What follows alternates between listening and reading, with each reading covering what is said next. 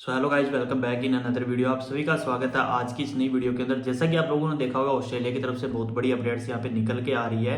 और जैसा कि आप लोगों ने पहले सुना होगा, तो कनाडा ने भी अपने रूल में काफ़ी ज़्यादा चेंजेस किया, स्ट्रिक्ट किया, यूके ने भी किया। इसके बाद ऑस्ट्रेलिया और ज़्यादा स्ट्रिक्ट होने जा रहा है। पहले ही बहुत ज़्यादा स्ट्रिक्ट था, बट अब और ज़्यादा वो डिफरेंट डिफरेंट टाइप के स्टेप्स उठा रहा है, बहुत ज़्यादा चेंजेस कर रहा है। हर चीज़ के अंदर वो चेंजेस कर रहा है। तो आज मैं आपको 4 ऐसे मेजर चेंजेस बताने वाला हूँ जो कि आप सब लोगों के लिए काफ़ी ज़्यादा इंपॉर्टेंट है, चाहे आप ऑफ शोर है या फिर ऑन शोर। यानी कि मतलब क्या, चाहे आप इन ऑस्ट्रेलिया हो या फिर आप किसी थर्ड कंट्री से हो, यानी कि और कंट्री में हो, आप ऑस्ट्रेलिया जाने वाले हो या फिर जाने की प्लानिंग कर रहे हो, सोच रहे हो, तो ये 4 पॉइंट आपके लिए काफ़ी ज़्यादा इंपॉर्टेंट हो सकते हैं, क्योंकि ये आपकी करंट सिचुएशन और आने वाले जो टाइम होगा उसके ऊपर, दोनों के ऊपर डिपेंड करता है ये चीज़। तो आपको इसके बारे में जरूर जानना चाहिए। और चलिए पूरी डिटेल के अंदर मैं बताता हूँ कि आपको क्या क्या चीज़ें हैं जिनको आपको ध्यान में रखना है, और क्या जो मेजर चेंजेस है वो चेंज हुए हैं उसके बारे में आप सबको जरूर पता होना चाहिए। तो चलिए करते हैं फटाफट से वीडियो को स्टार्ट। तो जैसा कि आप लोगों को पता होगा, तो पहले जो आईलेट्स पीटी की जो रिक्वायरमेंट थी वो काफ़ी कम थी। अब इसके बाद आईलेट्स पीटी की रिक्वायरमेंट भी चेंज हो गई है। तो जिन लोगों को स्टडी वीज़ा अप्लाई करना है ऑस्ट्रेलिया का, तो उनको ये चीज़ हमेशा ध्यान में रखनी पड़ेगी कि अब जो पहले रिक्वायरमेंट थी आईलेट्स पीटी वाली वो नहीं चलेगी। अब नई रिक्वायरमेंट्स आ चुकी है। नई रिक्वायरमेंट्स क्या है, अगर आपको मास्टर के लिए जाना है तो आपकी जो मिनिमम रिक्वायरमेंट्स है वो आपकी 6.5 हो चुकी है, यानी कि 6.5 आपके बैंड होने चाहिए आईलेट्स या पीटी के अंदर जो भी है। तो पहले ये रिक्वायरमेंट थी 6, अब इसको बढ़ा के 6.5 कर दिया गया। अगर आप किसी बैचलर या फिर कोई डिप्लोमा के लिए अगर आप जा रहे हो, तो पहले आपकी जो रिक्वायरमेंट थी वो थी 5.5 की, अब इसको बढ़ा के कर दिया 6। तो आप लोगों के ऊपर एक ये बड़ा बर्डन है कि आपको थोड़ी सी और ज़्यादा मेहनत करनी पड़ेगी। जब भी आप कोई इंग्लिश टेस्ट करोगे या फिर आईलेट्स पीटी जो भी आप करोगे, तो उसके अंदर आपको थोड़ा और ज़्यादा जी जान लगा के मेहनत करनी पड़ेगी, क्योंकि आपको आधा आधा बैंड और ज़्यादा चाहिए पहले से। तो ये करने के बाद अपना 2 नंबर पे जो पॉइंट आता है वो आता है ओवरफ्लो ऑफ माइग्रेंट्स, यानी कि स्ट्रिक्ट रिक्वायरमेंट हो चुकी है माइग्रेंट्स के लिए। यानी कि क्या हुआ कि ऑस्ट्रेलिया के अंदर इन दोनों, अगर आप लोगों ने देखा होगा सुना होगा, तो स्टूडेंट्स है, चाहे वो कपल फैमिली कुछ भी जा रहे हैं किसी भी तरीके से, चाहे वर्क के लिए जा रहे हैं, पीआर होके जा रहे हैं, तो उनको वहाँ पे होम की बहुत ज़्यादा प्रॉब्लम आ गई है। बहुत ज़्यादा लोग वहाँ पे होमलेस होने चुके हैं, होने लगे हैं, या फिर उनको अकोमोडेशन नहीं मिलती है, अकोमोडेशन की बहुत ज़्यादा दिक्कत आती है। ये किस लिए हुआ है? ये हुआ है माइग्रेंट्स की वजह से, यानी कि बहुत सारे माइग्रेंट्स वहाँ पे गए हैं।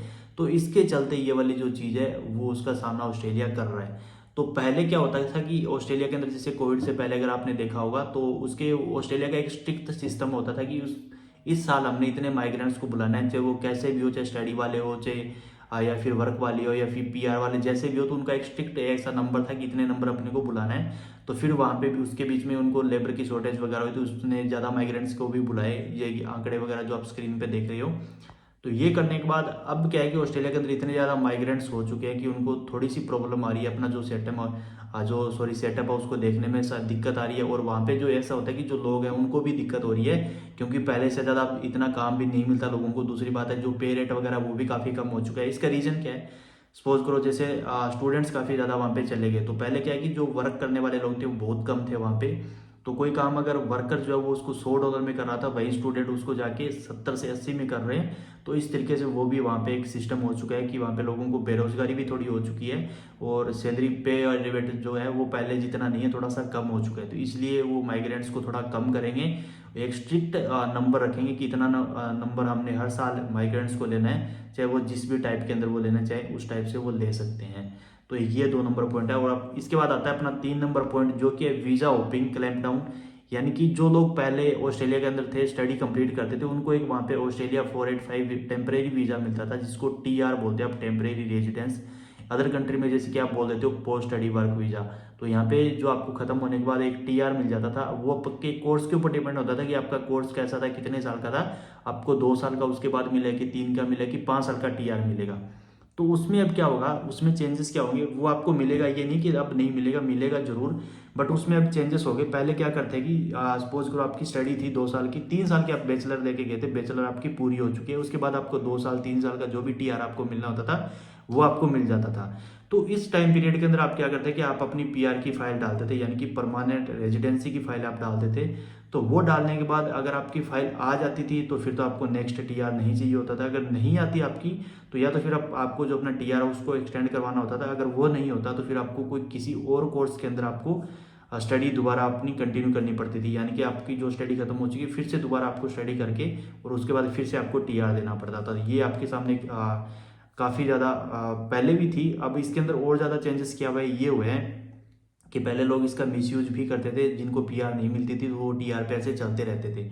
तो अब उनके लिए मुश्किल ये आने वाली कि अब उनका एक टेस्ट होगा, अगर आपने स्टडी खत्म हो गया, आपको टीआर मिल गया, फिर भी आपकी पीआर नहीं हुआ, तो फिर अगर आप दोबारा से अगर स्टडी में ज्वाइन करना चाहते हो तो आपको वहाँ पे एक टेस्ट होगा, जैसे इंडिया में आप जीटी वगैरह बोलते हो, वो आपकी बहुत इंपॉर्टेंट होती है ऑस्ट्रेलिया वीज़ा के लिए, वो क्लियर नहीं होती है तो यानी कि आपको वीज़ा नहीं मिलता है। सिंपल शब्द में आप एसओपी भी कह सकते हो, यानी कि स्टेटमेंट ऑफ पर्पज आपका। तो इसके लिए वहाँ पे एक नया टेस्ट होगा, इसको उन लोगों ने नाम दिया है जेन्युइन स्टूडेंट टेस्ट, है ना। तो जेन्युइन स्टूडेंट टेस्ट के अंदर क्या होगा कि वहाँ की जो इमिग्रेशन है कुछ भी है तो वो आपका इसके अंदर इंटरव्यू लेंगे और आपको एक जेन्युइन आपकी इंटेंशन पूछेंगे कि आप इसमें दोबारा से क्यों ज्वाइन करना चाहते हैं, ये कोर्स क्यों ज्वाइन करना चाहते हैं, यहाँ क्यों स्टे करना चाहते हैं, अपनी कंट्री क्यों नहीं जाना चाहते। तो ये एक आपके लिए काफ़ी ज़्यादा यहाँ पे टिपिकल चीज़ है, तो आपको इसके ऊपर भी फोकस करना पड़ेगा। या तो अपनी पीआर जल्दी से करो या फिर अपना कोर्स वगैरह जो है वो पहले अच्छा ही चूज करके चलो। ऑस्ट्रेलिया स्ट्रिक्ट आप लोगों को ये अच्छी तरह पता है, तो रूल इसके काफ़ी हार्ड रहते हैं हर टाइम पे। अब इसके बाद जो आता है अपना नंबर 4 पॉइंट आता है, जो कि लास्ट पॉइंट है, मेजर पॉइंट वो भी अपना है। ये आता है पोस्ट स्टडी वर्क परमिट के लिए, यानी कि जो आपका पीएसडब्ल्यू होता है, आपकी स्टडी कंप्लीट होने के बाद जो आपको मिलता है, हर कंट्री में मिलता है, कोई सी ऐसी कंट्री है जो नहीं भी देती है, तो ऑस्ट्रेलिया के अंदर ये आपको मिलता है, काफ़ी अच्छी टाइम के लिए भी मिलता है, ऐसा नहीं है कि तो शॉर्ट टर्म के। पर इसके अंदर अब मेजर चेंजेस क्या हुआ है कि पहले आपको ये काफ़ी लंबे टाइम के लिए मिलता था, बट अब नहीं मिलेगा। अब इसकी जो रिक्वायरमेंट है वो पहले से कम हो चुकी है। अब जो आपको पोस्ट स्टडी वर्क मिलेगा वो आप अगर बैचलर या मास्टर के बाद कर रहे हो तो वो आपको 2 साल का मिलेगा। पहले जितना का भी मिलता था, चाहे वो 5 का मिलता था, 3 का मिलता था, अब आपको ओनली 2 साल का ही मिलेगा इसके बाद में। ये करने के बाद अगर आप पीएचडी के लिए जा रहे हो, पीएचडी अगर आपने करी है तो इसके बाद आपको 3 साल का मिलेगा पोस्ट स्टडी वर्क वीज़ा। और अगर आपने मास्टर किसी रिसर्च कैटेगरी के अंदर करी है, यानी कि मास्टर जो आपने करी है वो रिसर्च करने के लिए करी है, तो उस कैटेगरी के अंदर भी आपको जो आपका पीएचडब्ल्यू वो 3 ईयर का मिलेगा। तो ये थी 4 मेजर पॉइंट्स जो आपको क्लियर करने जरूरी थे, क्लियर होने भी जरूरी थे, ताकि आप लोगों को पता चले, आप लोगों इस चीज़ को पहले ही अवेयर होके चलो। तो जो लोग ऑस्ट्रेलिया में उनको भी इसका ध्यान रखना पड़ेगा, जो लोग इंडिया में उसको भी ध्यान रखना पड़ेगा, क्योंकि एप्लीकेबल सब पे होगा, चाहे वो नए स्टूडेंट्स यहाँ से जाएंगे, चाहे ऑलरेडी जो या ऑस्ट्रेलिया के अंदर जो लोग बैठे हैं। तो ये थी आज की मेजर इन्फॉर्मेशन। अगर आप अपनी अगर वीडियो अच्छी लगी तो वीडियो को लाइक करें, शेयर करें, साथ ही चैनल को जरूर सब्सक्राइब करें। ऐसी अमेजिंग वीडियोस मैं डालता रहता हूँ टाइम टाइम पे, जो भी अपडेट्स आते हैं किसी भी कंट्री के इमिग्रेशन के रिलेटेड तो आपको यहाँ पे जरूर मिलते हैं। तो साथ ही बेल आइकन को भी जरूर प्रेस कर दिया करो, जो कि सब्सक्राइब के पास में होता है, ताकि जो भी नोटिफिकेशन आए वो सबसे पहले आप लोगों को मिल जाए। सो मिलते हैं नेक्स्ट वीडियो में। Till then take care, good bye, जय हिंद।